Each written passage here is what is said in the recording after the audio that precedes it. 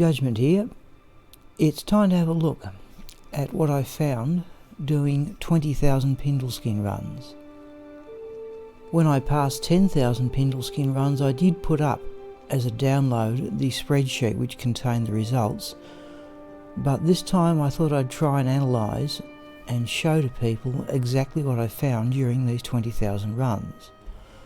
I didn't really regard it as a human bot project, but I'll explain in a moment why I started doing these runs, and at the end of the video I'll explain where I'm headed on this project. Here's what started me going. When I first started running Pindleskin, I had not found 7 unique items. Pindleskin can drop 6 of them, the exception being Teriel's Might. So here's a table of the 6 missing unique items at that stage, which I've compiled from the Pindleskin drop calculator. The figures 1, 3, 5, 7 are simply the player number in the game, and the figures 300 to 600 are the magic find figures.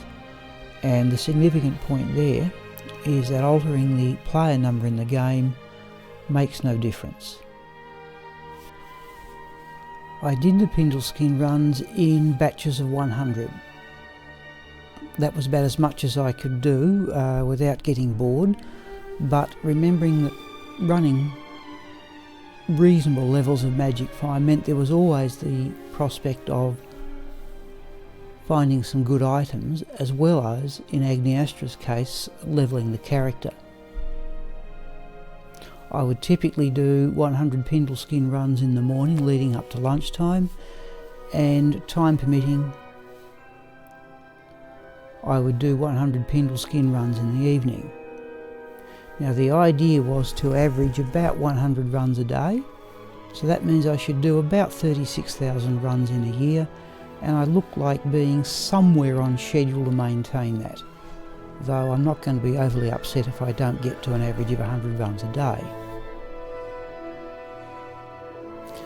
I started doing these runs on the 21st of July 2018, and I did 2 other things that may be a bit unusual. One was that I recorded all the drops by hand in an exercise book, which did slow things down a bit, but at least I had the advantage of being able to go back and see what items I had found and when I had found them. And many of those drops have appeared in the monthly drop videos. The other thing I did was to type out all the items I had found in a spreadsheet at the end of each group of 100 runs. Now this wasn't too much extra work. It was more work probably writing out the items by hand in the exercise book than it was by typing them. Once I had the spreadsheet with all the runs and the items typed in, it was quite easy to then sort the spreadsheet and start looking at what I had found. Here is a summary page of all the items I found in 20,000 Pindleskin runs. So the most number of set of unique items I found in a group of 100 runs was 21, and the smallest number was 3. I found a total of 2,073 set or unique items, and of those 1,010 were set items. Now there are 3 items that Pindleskin cannot drop: Teriel's Might, Arachnid Mesh Spiderweb Sash, and the Azeroth Phase Blade. That leaves 499 items he can drop, and in the 20,000 Pindleskin runs I found 421 of them.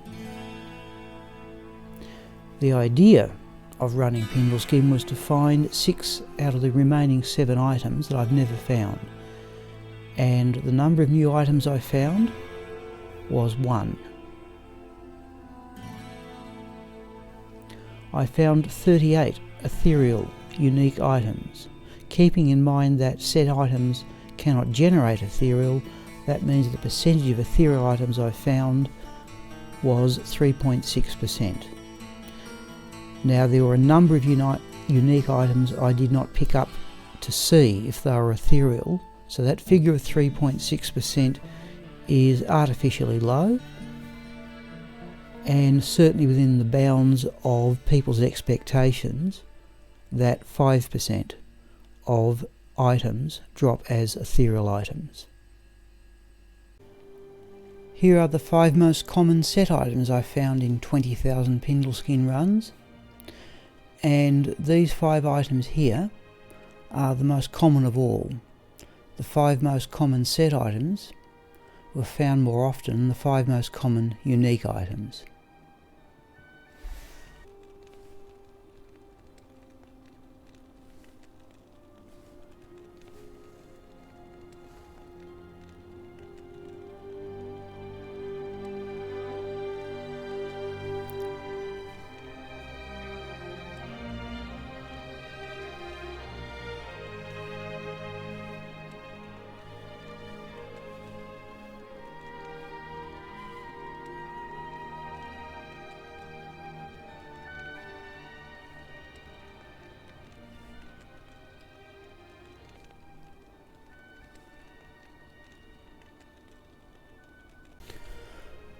Well, we've had a look at the most common set items dropped by Pindleskin.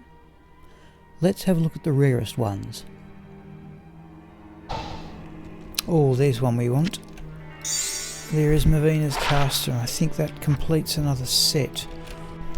There we go. Well, not the first time I've got it, but that's one I've wanted to complete another set for a long time. There's Griswold's Honour. Oh, there's the weapon out of the Griswold set. Griswold's Redemption. Here are the 2 second rarest set items that Pindleskin dropped in 20,000 runs.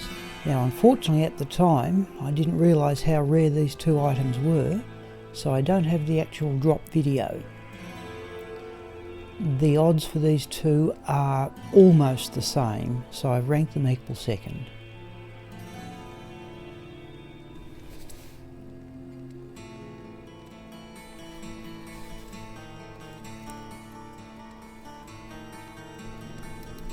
Set amulet, which is... oh, okay, set amulet. I can't carry anymore. Set amulet is Arcana's Sign. Here's a table of the rarest set items that Pindleskin can drop. I've assumed players 5 338 magic find hell level because that's what was happening at the 20,000th run. Now, a couple of the rare things there that I've dropped were Arcana's Sign, the amulet. In fact, you can see there that the 3 set amulets, Arcana's Sign, Talras's Adjudication, Telling of Beads, are amongst the rarest items that Pindleskin can drop.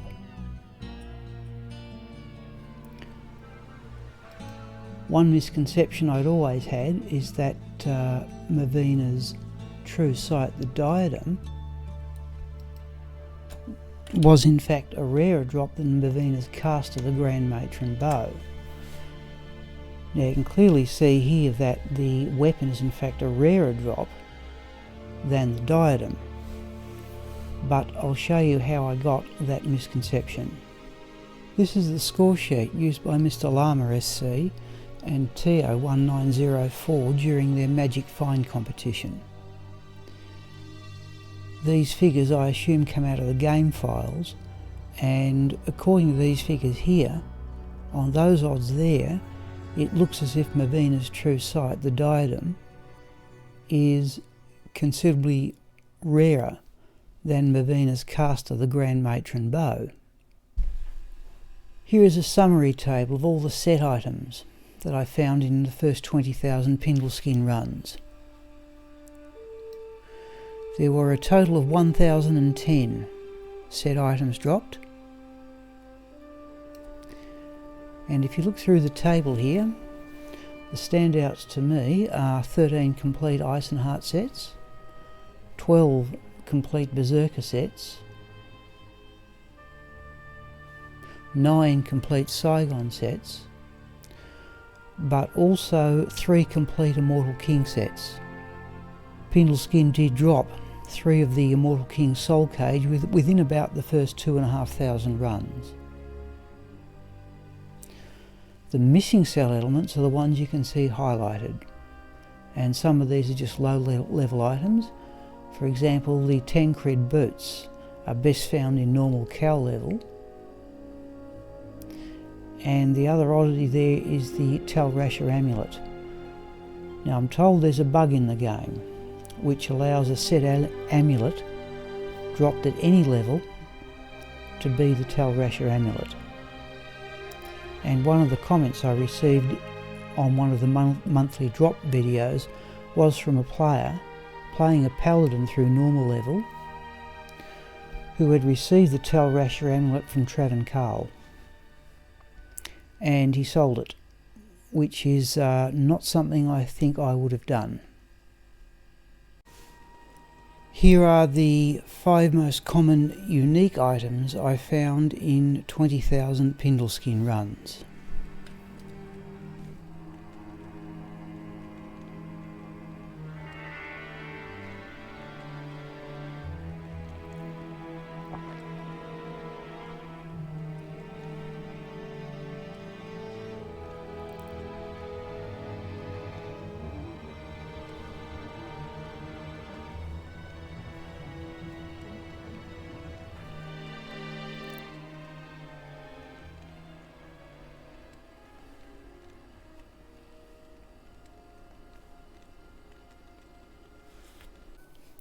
So here is the best of the best. Here are the 5 rarest unique items I found in 20,000 Pindleskin runs.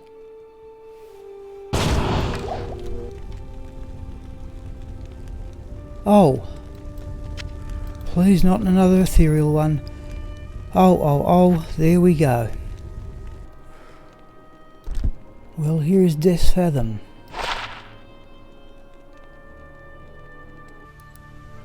Oh, is that a unique? Right, the unique Thundermaul is Cranium Basher. Well, now, Mighty Scepter, what do we get? Heaven's Light or the Redeemer? The Redeemer.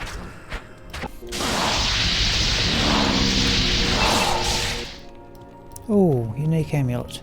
I can't carry anymore. Unique amulet is... Oh, Seraph's Hymn. Now I think that's a very good find.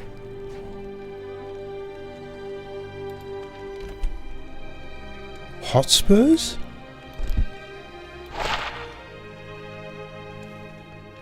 Well, that's a weird drop in hell game. Hotspurs. I have to say that last one was a bit of a disappointment. During those 5 rarest unique items, you saw the only new unique item I found in 20,000 Pindleskin runs, and that was the Cranium Basher Thundermaul. This is a table of the rarest unique items that Pindleskin can drop. Again, I've assumed players 5 338 Magic Find a Hell level game. And there are the Hotspur boots, which was a surprise to me. I also found a Lenamo sash, but like the Death's Guard sash and the Osiris Iron Fist buckler, I didn't realise how rare a drop they were, and I didn't keep the video of the actual drop. And you'll notice here that a number of these extremely rare items that Pindleskin can drop are in fact quite low level items, and the exception in that section that I've highlighted is the Metal Grid amulet. However, it also means this, that the Stormlash Scourge, which is one of the unique items I'm trying to find, is the second rarest hell level drop after the Metal Grid. And at 20,000 runs, I'm not even close to the necessary number of runs to get the Stormlash even once, and if I get it before 78,000 runs, if I go that far, that will be simply ahead of schedule. I found 8 rainbow facet jewels. Now the figure you can see here in the column of the table of 1 in 38,000 is for any one particular rainbow facet jewel. I managed to find 8 in 20,000 runs. That's on average about 1 every 2,500 runs. Now if you divide that 38,000 by 8 to get the odds of a rainbow facet jewel in general, you come up with about 1 in less than 5,000. Now that means that I found rainbow facet jewels at something like double the rate that was expected. So what else did I find in 20,000 Pindleskin runs? One thing that came out of the spreadsheet was a look for skill grand charms, showed that I had found 13 of them. Now in 20,000 runs I wouldn't consider that a really good return, and I would say I've had far better luck getting skill charms out of lower Rarest. What about runes? My own personal sort of division of runes is that I call anything that can be upgraded without a gem a low rune, so that's up to warts. Anything that requires 3 and a gem to upgrade I call a mid rune, so that's tholes to lems, and anything that requires only 2 of the rune and a gem to upgrade I class as a high rune. So that for me is pole up to Zod, and that's my own purely arbitrary division. Here are the high rune drops in 20,000 Pindleskin runs.